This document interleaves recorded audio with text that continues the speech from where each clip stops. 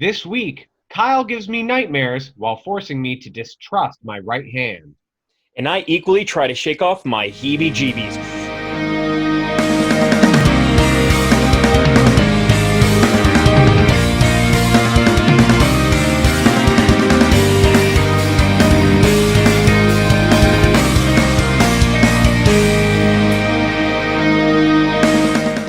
Hi, I'm Kyle.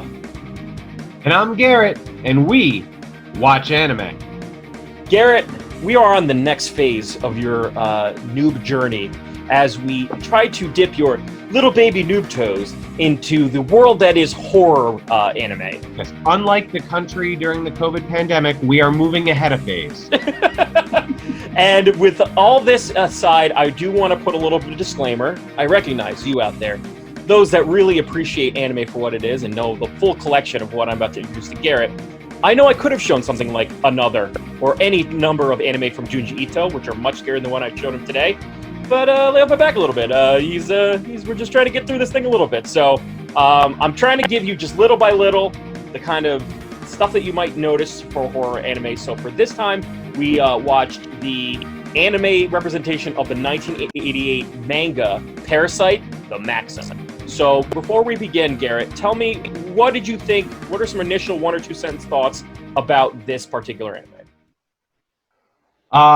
Parasite. So it is very quiet, and it is thoughtful, and it is deliberate. Right. And it's not about big noises. It's not about big slasher horror. I mean, don't get me wrong. There is violence where violence is necessary. Right. But I think the intent is more to attack your brain than to attack your body as the viewer. Do you know what I mean? Yeah, and I think that's a good thing to start off on, is like the idea that when it comes to horror anime, it's as much about ambiance, and this is kind of a central theme about Japanese horror, is like the idea that it's about environment, less about jump scares. When there's horror in the United States, you're generally going to find that big, powerful enemy that you're scared of the whole time, but it's going to jump out at you. That's what you're thinking about. Here, it's slower. The enemy's more deliberate. The sounds are much more subdued. Things are a lot more specific. And I think for that, it really ties into what goes into the idea of like the Japanese horror aesthetic. But so before we begin, I'm going to give you a quick explanation of this show and why I decided to pick it. First off is that this show came from a manga in 1988. So the source material started, doing math in my head, which I'm terrible at, about 30 years ago, and maybe a little bit more or less. But it's when you read the manga, you notice the aesthetic of the 80s in it, and the animation's very kind of corny. Like we're thinking like original Akira Toriyama, Dragon Ball. Everything's like big mouths and everybody's kind of exaggerated with their cartooniness. But the anime, the Maxim, I think the reason why they added the tagline was because it's very different, because it's supposed to be a modern context for it. And I hope that you got that in this particular anime. Is that true? Well, I mean, I didn't know the original manga, so I guess I didn't really notice the change. I did get that there was a lot of tones in the music. There was a lot of electronica, not like Skrillex, but very much like something that you might hear in the late 90s, something that was very modern at the time, but perhaps is not as modern right now. I guess if I could describe the style, this is a super obscure reference, and I haven't thought about it before this moment. If you remember the movie with Jamie Foxx and Tom Cruise, Collateral Damage. Yes. Was it Collateral Damage? Collateral Damage. Collateral Damage. Yeah, he was. No, I'll show you Collateral Damage. That was Collateral. And Tom Cruise walks around in this incredibly tight gray suit the entire time. He was like the embodiment for me of like how this anime felt. It was very like buttoned up and tight and had those like creepy electronica tones, and it's sort of how I got it. And it's also, and maybe this is just Japan in general, or maybe this is a stereotype, it is not overly emotional in any way. It is so quiet that when the lead shows emotion, It Yeah. almost feels violently loud against the screen. Right. Yeah. And I think that's another thing is that like you're playing against this subtext of the parasites being logical, right? It's scary in its inhumanness. Mm-hmm. It's scary because it's adjacent to people. It's adjacent to what a person would think, but just devoid of all emotion towards logic. And so I think when that unsettledness is what kind of gives it this creepy factor. So I really appreciate it. So to give a little more background, at least in sort of like what the show is, so Parasite, the Maxim, we start off with our lead, Shinichira. Yep. Shinichira. Izumi, Shinichi Izumi. Shinichi Izumi. Yep. He wakes up, has some terrible night terrors one night, and his mother's saying, "Oh, did you kill the snakes last night?" Clearly thinking that he probably had a bad dream. But in the middle of the night, he awakes to see this little tiny translucent worm, which is Kyle's favorite thing in the world. Full disclosure, I have a real phobia with like worms, slugs, and maggots and all that stuff. So this, for the first episode, was legitimately like my worst nightmare. Kyle's horror show. Seriously, like I have no problem with heights. Anything that's a standard phobia, like blood, no problem. Show me gore all day. Yep. Snakes, I love them. I used to pick them up out of the garden as a kid. Spiders, cute. I'll pick them up, throw out of the window. You show me a snail or a slug or a worm, and I will lose my GD mind. And it's not even like I'm scared of it, like I'm running away from it. But it's just like I feel like my skeleton will literally crawl out of my mouth. That's how badly it just makes my skin crawl and stuff like that. So the idea of this like tiny worm, mind you, with a little drill at the tip, is going like up your nose was literally my worst nightmare. And I really was like, this is my worst nightmare, Garrett. So the lead manages to get it away from its nose, and it hops down onto his chest on the covers, but then it hops on his hand and it drills a hole into his hand. Now, not knowing what to do, he takes his headphone cord and he wraps it around like a tourniquet and he pulls it really tight. And somehow this prevents this creature from getting up further into his body and is isolated inside of his hand. Well, his reward is the next day as he wakes up and his hand is an independent creature with a mouth and an eyeball. Which we now are introduced to the parasite of this particular character. Shinichi's parasite is named Migi because in Japanese, Hidari means left, Migi means right. And so just because, so it's like, call me right hand. He says, "Call me right." Yeah. And he's like, "Isn't that a little literal?" He's like, "I don't know."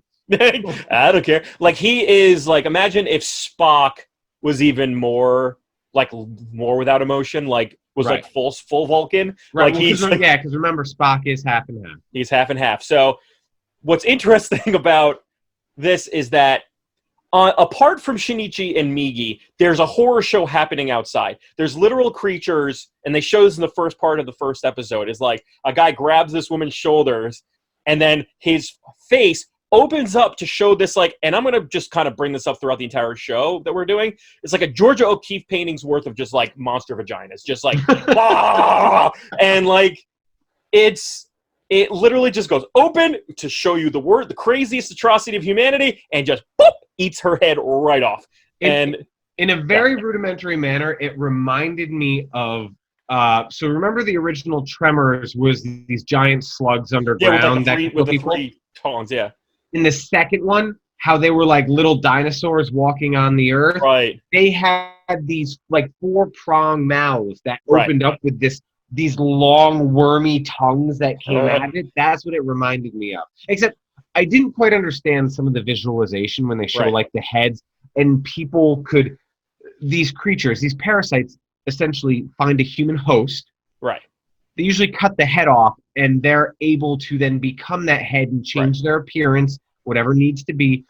But when they go into attack mode, they can separate their head in almost like a ribbon weapon kind of way. Yeah, like I would say Resident Evil 4, if you ever to play that game, there are these characters that when you shoot their head off, like they have the crazy whips that go around and stuff like that with this giant scythe blade on the top.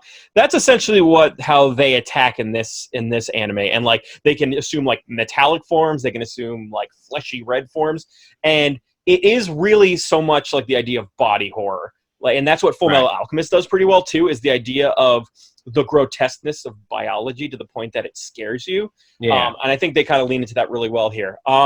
But mind you, I think like Pee-wee's Playhouse, anytime Garrett brings up a worm or crawling a worm nest, I'm going to try to hold back my revulsion to that instead of screaming like Pee-wee's Playhouse. So I'm going to try my best with it. But let's talk about first about the relationship between Shinichi and Izumi, because outside the horror show, gross stuff is happening all the time. Violence is happening all the time. But what happens in the house of Shinichi is kind of like this buddy comedy at the same time. Like, it's, imagine a guy who's like consistently trying to tell his right hand that it's ridiculous that his hand has a mouth, and then the hand mouth is going like, what do you mean? This is just, I'm a parasite. Like, this is what I do. And like trying to like have a conversation between those two entities was like weirdly comical. So I mean, and then they seem to like get close to bonding, and then his right hand will remind him that that the right hand would like to murder someone. Yes. And he's like, oh, I completely forgot. Like, and weirdly enough, like parasites,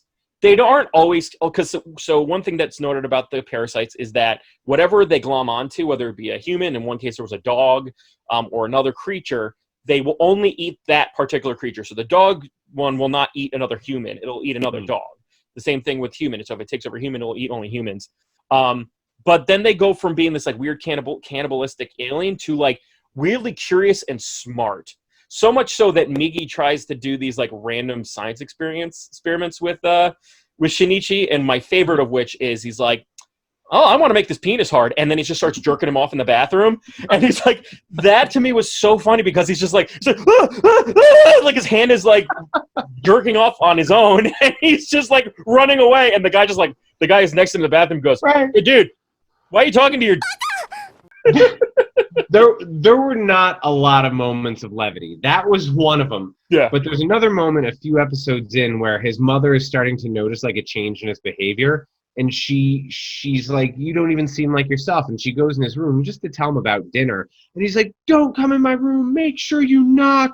And she goes to like the kitchen table and she goes to confide in her husband, Shinichi's father, to say, oh, you know, I think our son is changing. I don't even know him anymore. He's a different person. I went in there and he yelled at me. And his dad goes, well, was he whacking off? I know. I know what that she's is. like, oh!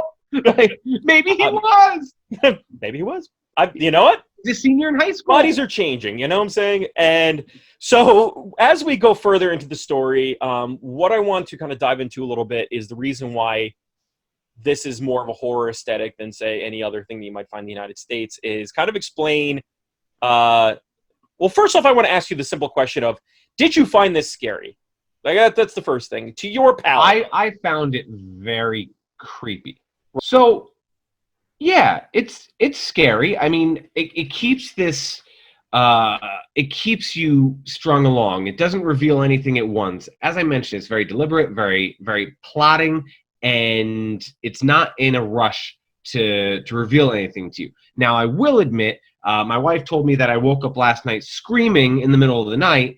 I don't know if that was a show. I don't know if it was eating a box of glazed donut holes before bed. I'm not really sure what the cause was.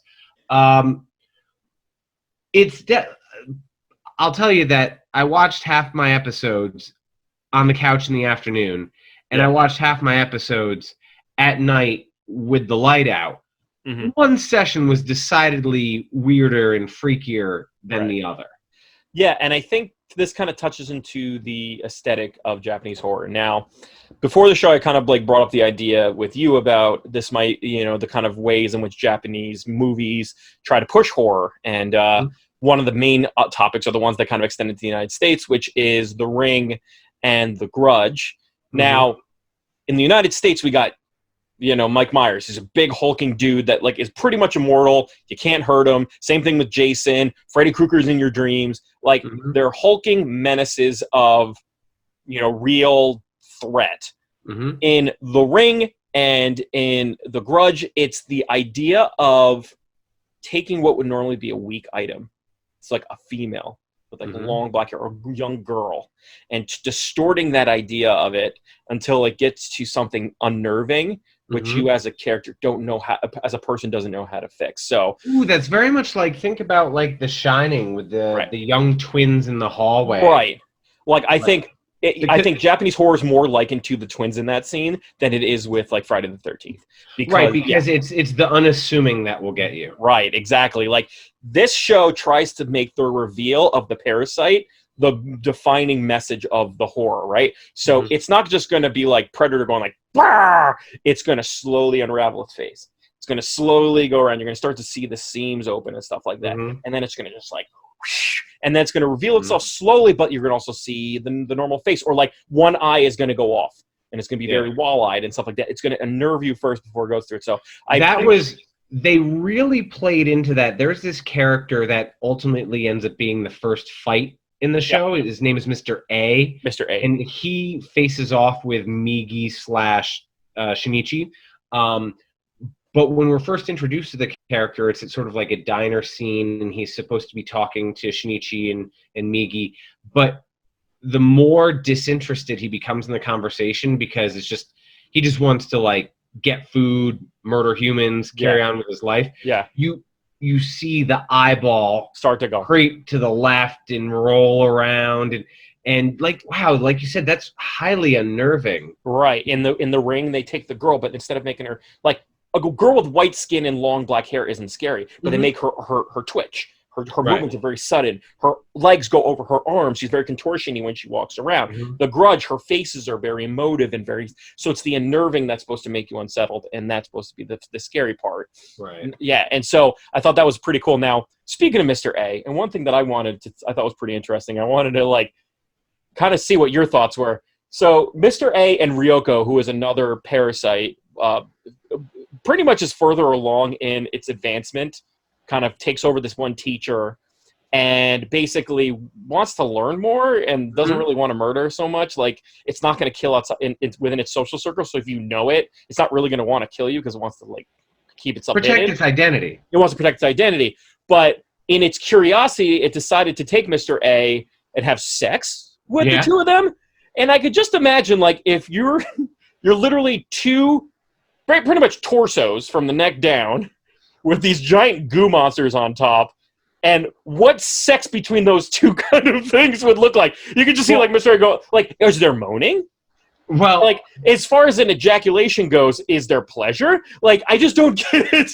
Like, well, so how that would work. they've hardwired into the brains, Right. I mean, so they might get some of that. But Mr. A, also, when I thought about the two of them having sex, Mr. A sort of reminds me of like very early Men in Black Vincent D'Onofrio.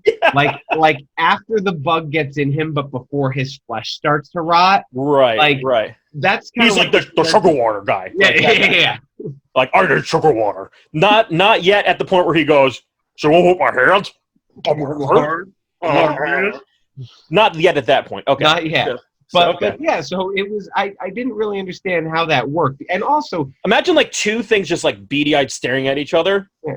Just like, but the bottom parts are bumping. Like, it was just a weird, funny thought. And ultimately, it brings to the idea that Ryuko got I don't even pregnant. know if it'd be like that, because that's the way Ryuko was. This teacher, she's very like centered and Right. calm, and I don't know if that's her character that's amplified by the parasite, or if that's the actual parasite's personality. But whoever is in Mr. A, whatever creature's in Mr. A, is very primal Right. and animalistic. So he might have actually devoured that experience. Right. And also, like, he kind of he's more misanthropic than the other ones, right? Like, Migi, Ryuko, they're, like, curious about humans and how they work. Mm-hmm. Mr. A thinks he's above him.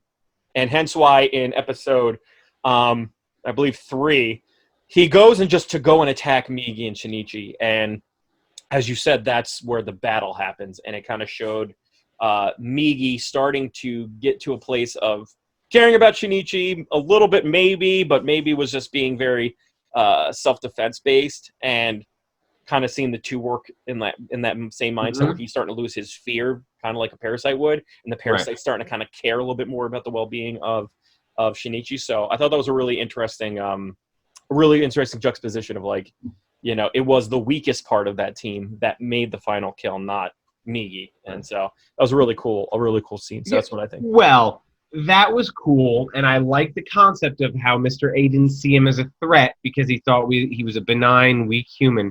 However, the actual animation of the fighting between Migi and Mr. A, this sort of like two octopi of knives, of fleshy like meat knives, like fighting in the air, was a little much. It's a little Dragon Ball Z, where the punches are going fast and all you're seeing is just like, like just really trying to punch each other. So and Shinichi just gets to walk forward because he's constantly being blocked. Right, and it's like the ultimate defense and stuff like that. Yeah. So, which by the way, that's another thing. He's like, I see. Migi, his right hand, decided not to focus on offense and defense, but only defense. Okay. All right. Well, that's the thing. It's like, and then as I said, like, so Migi, you get a little bit more comedy with him because like Shinichi will wake up and then all of a sudden like his arm will be completely detached from his body as he becomes like this like arm dog as it's like hopping around and stuff like that. Right. And he's like, "What the hell are you doing?" Well, Migi, the hand, or the parasite that is overtaking the hand, becomes like the straight man because it's a parasite. It functions only with logic. It doesn't function with emotion. Right. So it almost, in its incredible seriousness, offers up funny moments because it's oblivious to the emotional aspect of things. Now, it wouldn't be an anime without a little bit of fan service. So what did you think about the idea of when he didn't know yet that he had a parasite on his hand, and the parasite's first instinct was to grope his crotch and stuff like that? I was like, well, Garrett's going to notice the fan service right away. Well, not just his crotch, but it fondled his classmate's boob. Yeah, it was like grab her. Yeah. Fans, as Garrett, we're going to call this the Garrett rule of fan service must be paid.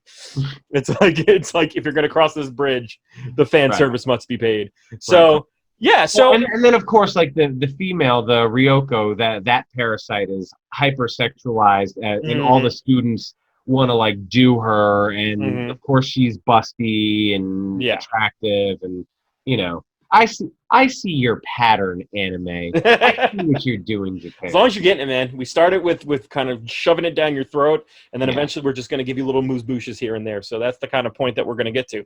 So I think, if I was to compare it to an American movie, I would say it is similar to the movie The Thing, which is a Carpenter movie. And it was like the first to use like realistic visuals when it came to this parasitic organism that does like little body horror. So like a head will detach from the body and then turn into a millipede and stuff like that. Like that disheartening like body horror was what it was likened to do. So I think for me, I don't know which came first, the chicken or the egg. I'm sure there's one that informed the other, but well, look, The Thing came out in the early 80s. So if you're saying that that Parasite was 88 came out for the manga, then this came after. But I mean, there might have been some sort of stylistic carryover, but ultimately the storylines are a little different. Well, because I remember I remember reading about the director because I was wondering before we did this episode whether or not he took his inspiration from The Thing, and he was saying, I really wanted to think about what it would be like to think purely in logic, like, and he wanted to kind of see what that would happen if that conversation happened, and so the Parasite came out of that idea. So, so I mean, I just thought that was interesting, like those two. That style of body horror came out at the same time. So let's talk about themes, right? Now, this is where we're going to get to what is this show about? Why is it so important into the repertoire of anime? What kind of story is it telling? And while we did talk about like it's horror, but it's also comedy, it's also body horror on top of, just the unnerving, unsettling. There are some actual deeper themes with it. And the first of which is counteracting the idea of the hubris of humanity. Okay. The whole time, Shinichi's trying to explain why humanity's emotions and their willingness to live and not kill one another is the right thing. And Migi is consistently trying to answer to him why that's wrong. For he's like, but you're just murdering other people. You're a cannibal. Migi goes, but I only eat people. and you eat a lot of different species. You eat a whole manner of animals, and you kill a whole bunch of them for your own satisfaction. So how am I bad, right? Like, in my opinion, I eat a lot less than you do. So what's the problem there? Or, saying like, it's not right to kill others. It's wrong. He goes, but in my mind, I only really care about myself. I don't even care about you for the sake of fact. So now that is the power of the individual. Right, exactly. So it's this like idea of counteracting all these like social hubrises that we come up with to kind of make ourselves feel higher when we all of a sudden become lower on the food chain. I don't know if that's something that stuck out to you while you're watching. We as a culture, not just American, but everywhere, we're very quick to feel superior to others because we've been doing something for a certain amount of time without even thinking about whether the other side has a point. Now, of course, in this situation, the other side, eating humans, probably not a good point. No. But, it makes you give pause. Right. A lot of it is like, just because it's logical doesn't mean it's moral. Right. Or that it's acceptable in social norms. Or so yes, it is interesting to see those questions posed. Right. And it is interesting to say, I guess I never thought about it in that light. But, it didn't convince me to eat humans. Right. That's. I'm glad. I'm glad when I shaved this episode. It's like, oh no, I turned Gary into a cannibal. So, but yeah, so that's one of the themes that came up in the show. The second one is the value of logic versus emotion. And I think that's another thing that gets brought up a lot in this show is the idea that there's a reason as humans that we have to acculturate to things. We have to be a social being. We're social by nature. We have the instinct to be social. But in terms of the parasite, they don't have that. They think exclusively on logic and self-preservation, and seeing those two kind of bump heads with each other. So I don't know, is that one of the things? It's also really cool to see the growth, right? Yeah. So in the beginning, Migi, when he has that battle with Mr. A, he's like, hey, you got to kill Mr. A. And Shinichi says, I can't kill him. And Migi uses logic, and he says, well, is that really a person? Yeah. Is it a person, or is it, is it just a monster, as you so claim? Now, fast forward an episode, and Shinichi wants to kill Ryuko. Now, the human wants to kill Ryuko. And Migi is learning, and he's evolving as well. And he says, look, I know you think Ryuko is not a human anymore, but remember, as we discussed earlier in this episode, she has become pregnant, okay? And we know for a fact that baby is 100% human and normal. Right. And Migi says, you might want to kill Ryuko, but... Now you're murdering a person. So they're, like, coming closer together, And I think that's joined. So I think that is where you are in the anime now in your watching. It's where it's leading to, right? What happens when those lines blur and it becomes of one singular idea, right? And how do you get to that point between the two things? Because what you're going to find is that Shinichi goes from being, he kind of like has like a Spider-Man-ization of himself. Like he goes from having like glasses and bangs and like he's like a nerd and oh boy, you gotta get to school, to like hair slicked back and he's like, he's a rad dude. I'm not going to say he's on a motorcycle. Why are you referencing the Spider-Man 3 transformation? I think... Where, like, he thinks he's cool and Tobey Maguire's strutting down the street when he gets a little venom in him. Never have I thought that a movie missed what cool was so much than that movie did. There are several, like, this is on an aside, but there are several Marvel movies that the number 3 broke my heart. Spider-Man 3 is one of them. And Iron Man 3 is the other one. Oh God, I remember I left and I was so my heart was so broken watching the end of 3 because Iron Man, honestly, like before, and I don't want to be that like hipster guy that says, oh, well, Iron Man was always my favorite hero, but like he was. I read his comics like long before he was a thing. Right. And the Mandarin was really cool. It was like Eastern magic versus Western modernization. And then they made this like stupid, oh, he's an actor the whole time. I'm like it just pissed me off to no end. So, cycling back, before Iron Man 3 was Spider-Man 3 because he goes through a cool transformation, which is what we eventually see Shinichi go through. Right, and that's the kind of point that it's leading to, is that he becomes less human and Migi becomes less parasitic, and how does that relationship work from there on, and like seeing the deeper questions that come with it. So but what I would like to do and is kind of talk about the final piece that you got to watch, which was episode 5, Right. which I'll run through quickly since you've done a pretty good job of summarizing the rest. So episode 5, we are introduced to another parasite who is in a female's body, and it's really just like being really goofy with itself. It's like, what is this thing? And it's trying to put on a seatbelt in this car. It's a female with another person who's human, who's a male, in the car with them, and he's like, oh, silly you know how a seatbelt works. And as he's fuddling with her seatbelt, they go off this like massive cliff, because Japan is just mountains. It's literally Wile E. Coyote road hills. That's all Japan roads are. And they fly off, and she has like the bodies hanging out the window. It's like, oh, so that's what seatbelts are for. And like it's trying really hard to like get back to the connections that it was trying to do. And so it's like, I need to connect to another body soon or I'm gonna die. So it goes to the male counterpart, cuts his head off, and tries to wear it. Now, what this leads to is a later scene where you find out that Shinichi's parents are going to go on vacation, and he's worried because he's like, it's a scary world out there. It's like parasites all over the place. We don't know how far it's gone. We don't know if it's in Japan. We don't know if it's just in But Migi tries to say, hey, it's going to be okay because my kind like urban areas because there's more food around. Right, exactly. So if they go out into the country, I'm sure they're fine. Exactly. And then you get to this other horror show where the male attached parasite is having a real go of it. And he's like, and you know what's weird is like, the incompatibility is not like for any other reason like than the sexual organs. It's like, I'm not compatible with the like it's that kind of thing. And it was like its face was bulging, like couldn't handle having it was like it's like about to go. And it's like, I need to find a female quick.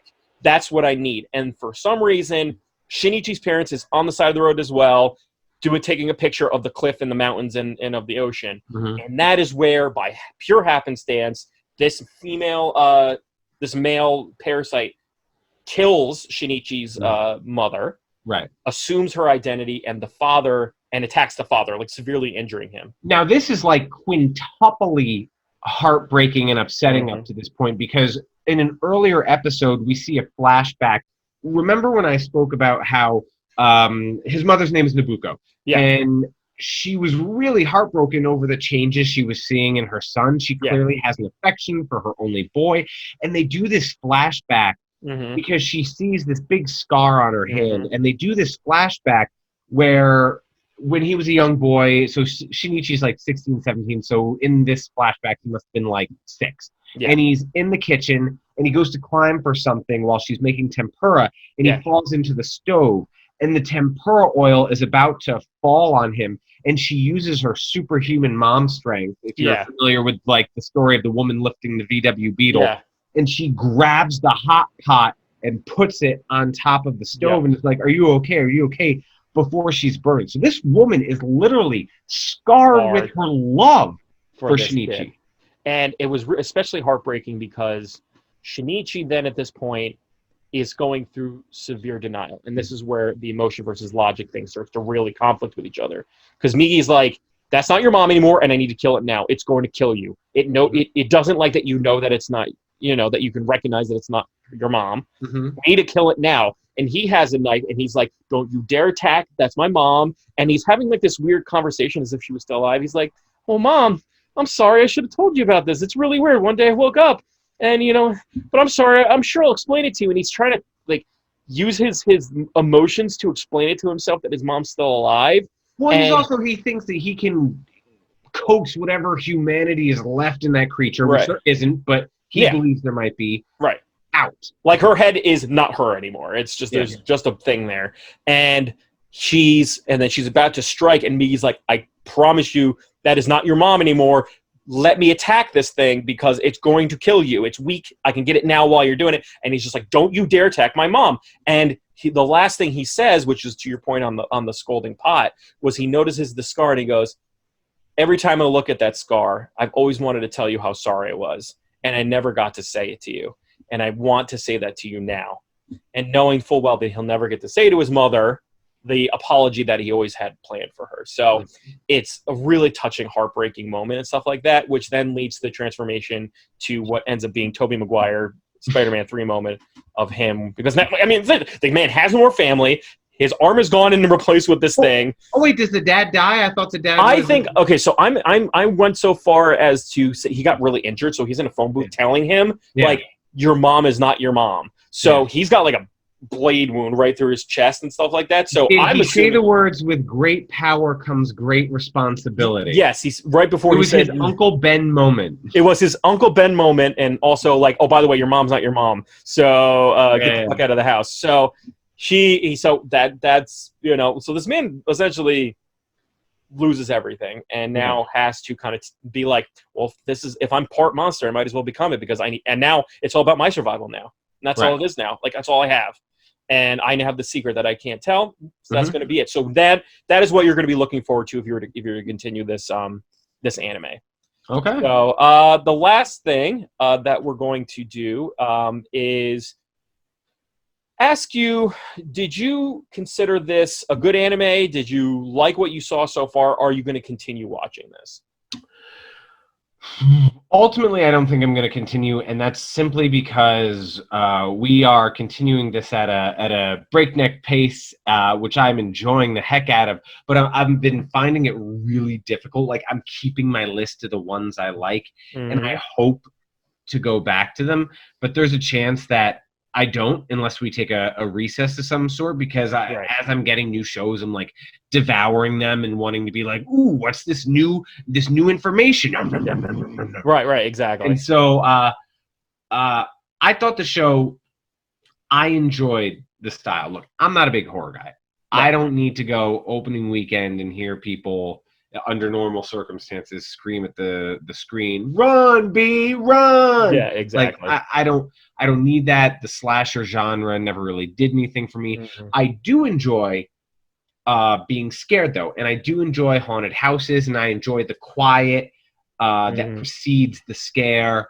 And in that regard, I did enjoy the show. I enjoyed its deliberate nature, and that it wasn't just a ton of battles, a ton of violence without narrative. There's plenty of background here, and even with only 5 episodes that we watched, the amount of growth that you see in character is really wonderful development. Right, and I think what's interesting is when you bring up the aspect of the fights, is that the Parasites fights are less an idea of like who's stronger than who can outlogic the other. So once again, this gets into like the territory of the sports anime.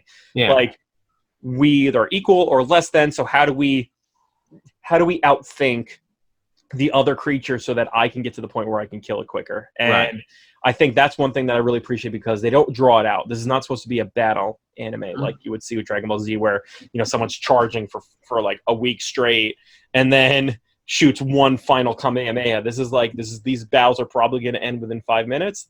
They're efficient, just like the Parasite. So I appreciate that. Like, that is the kind of track that it's taken. It's more about what do the Parasites learn about humanity, and what does the humanity learn about the Parasites, and is there a coexistence thing going to happen there? And also, like, the logic of who's right there. Like, is it better to be a human or is it better to be a parasite? And I think that becomes murky as the episode. You're going to have to watch it a little while to get murky, because you're going to have your own bias watching it as to which side is correct. And since none of the viewers have a possessed right hand with an eyeball and fingers that turn into worms and or blades and or whatever you need. Georgia O'Keeffe vaginas. That's my whole with like little stigmas, like, and so before we get into our Weeb and Noob scores, I think this anime more than anything needs to talk about its barriers to entry, because it seems like you're probably not going to continue watching it. So that means there's probably something that for a new watcher might turn them off from it a little bit. What is some barriers to entry? What are some things that you right off the bat, horror? I mean, horror is a divisive genre. Some people love to be scared, and they love to. I mean, there's a certain population that likes to watch endless amounts of murder shows on television. They watch Discovery ID. They watch Swamp Murders. Southern murders, Love northern themselves some murders, Manson murders. Dateline. Love themselves some Dateline. I like Dateline, especially if Keith Morrison is Yeah. hosting. However, there are people who like to have fear put into them as an emotion, but I mean, I'm married to one that does not. And there's a lot of people, so yeah, barrier to entry.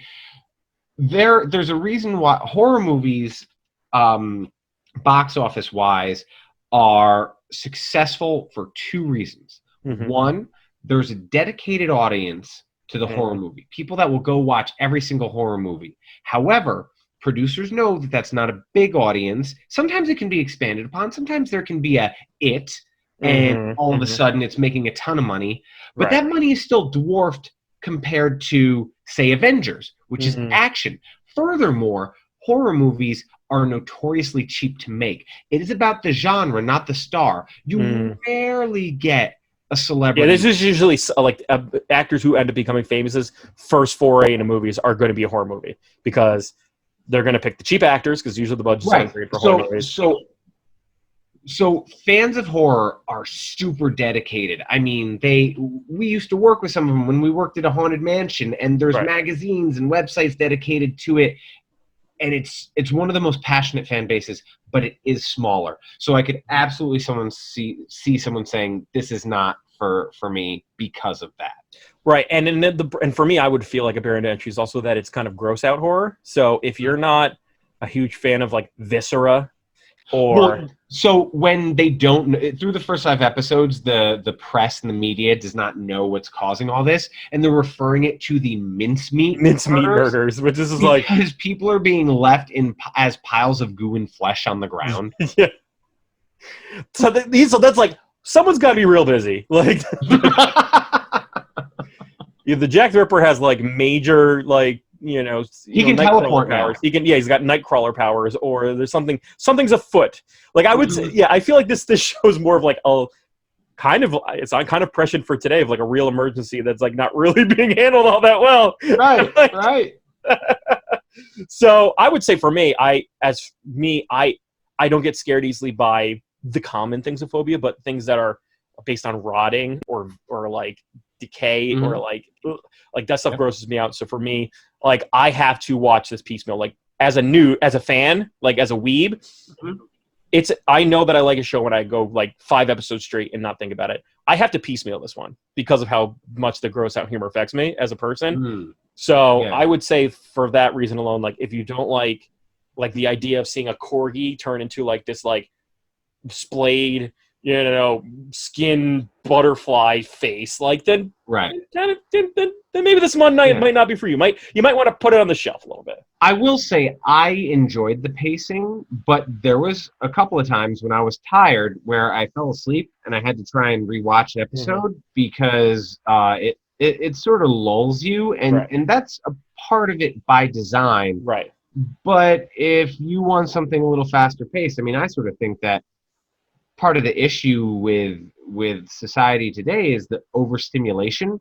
Like you watch classic films from 50, 60 years ago, and I'm sure people would say they're bored because they don't understand the pacing behind it. And I think that could happen to you here. Well, it's kind of like Westerns, right? Like when you think about Westerns, like if you think about the life of when you think about the life of a cowboy, a lot of it was just staring at nothing. Chewing tobacco, riding the horse. And doing pretty much nothing. And I think, like that to a modern audience might not be nice. And remember, this was the source material came in 1988. So let's get to our Weeb and Noob scores. For those, if this is your first episode, the Weeb and Noob score does not signify whether it's good or not. So we, for our review as a title, it's good. Maybe even we might be kind of tepid about it.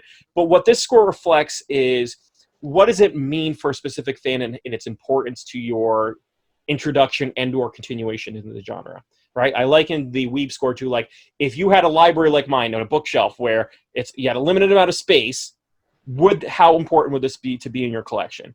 For a noob, it's what is your, what are the barriers to entry? Like, can you skip it? Is it something that like you probably shouldn't put as much thought to?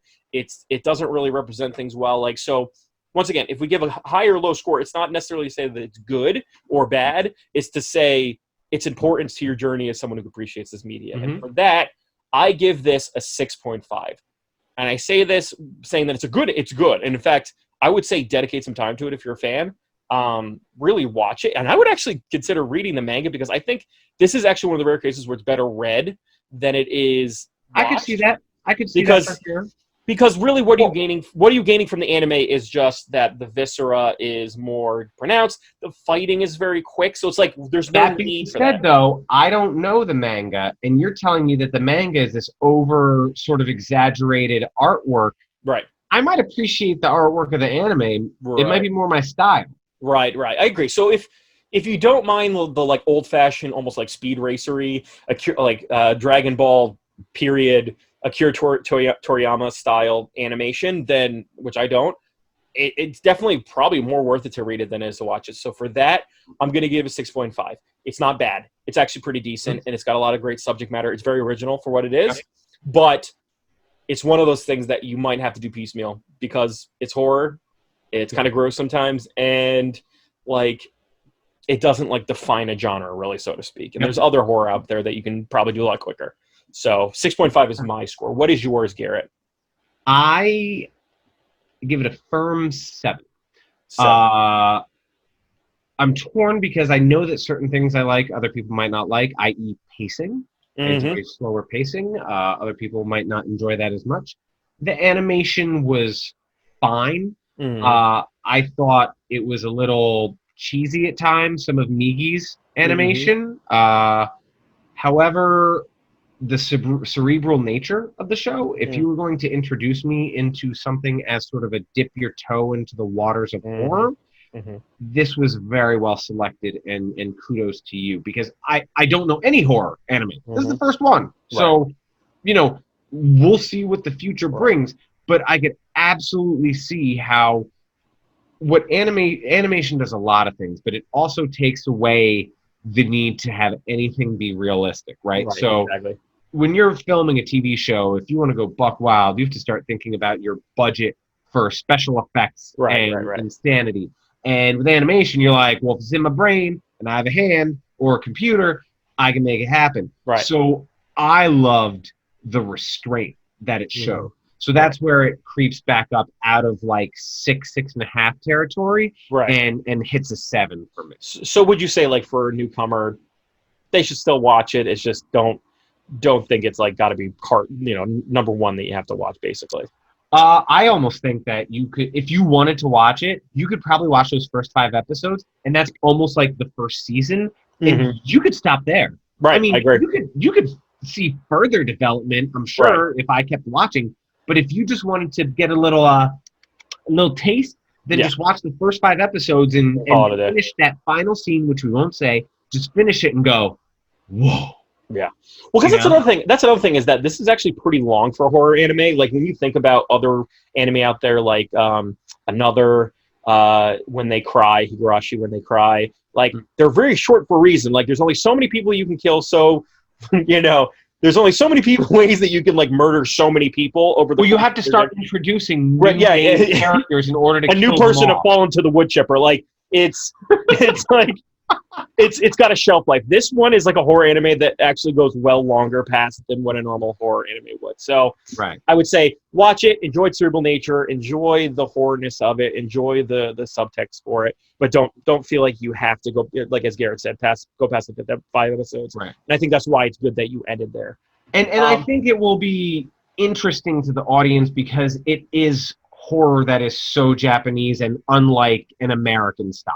Right, exactly. If you like The Thing, like for example, go watch it. If you like body horror, like your Full Metal Alchemist, where like you see Envy's true body for the first time, and you think that's pretty rad, you'll like this too. So just think about this: like you have slasher films, like Freddy and Jason are wonderful in their own right, but they're pretty much going to stab you. One-dimensional. I mentioned to you before the American version of The Grudge when it came out with Sarah Michelle Gellar, and it's trying to really trip out your mind, and she's in the shower, and she's washing her hair, and you see the other hand through her hair, and it just makes your spine crawl.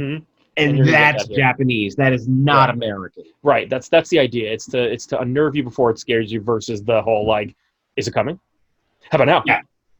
Is it coming? Like that's the American style jump scare that we're used to. So I appreciate you taking a look into horror. We're gonna probably get into some we're probably gonna get into crazier stuff. Just beware. I'm gonna get into things like Junji Ito, which is just like blow your mind scary, and another is just on a whole nother level. So I'm glad I got you the little stuff. So I apologize to all you fans out there that might think that I start off too light here, but hey man, baby steps. You don't want to just throw people into the fire all the time. I don't want to get into the another phase where a girl literally falls with an umbrella and like skewers herself in the neck, which is like never happens. Like that just doesn't happen. Well, I mean, we've all seen Final Destination, so we know creative ways to die. Another is Final Destination anime. That's pretty much what it is. It's with a girl with an eye patch. That's literally it's Final Destination. So, as we close this episode, I once again, as always, I want to hear your thoughts. Were we a little bit too rough on the idea of horror anime because we aren't deep fans? Are you a true fan?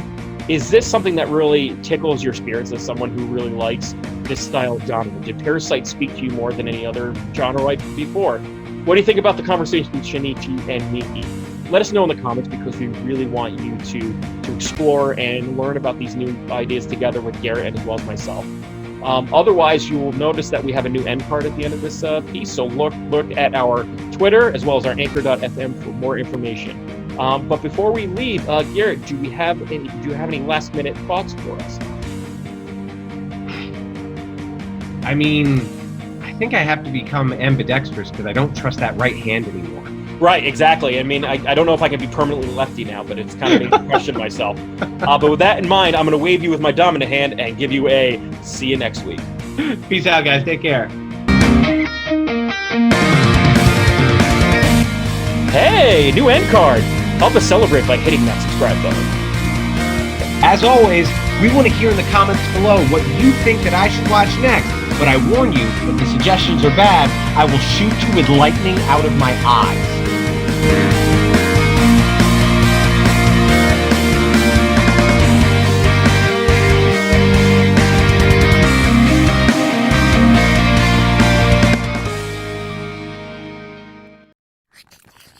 Ole, 右手、失敗。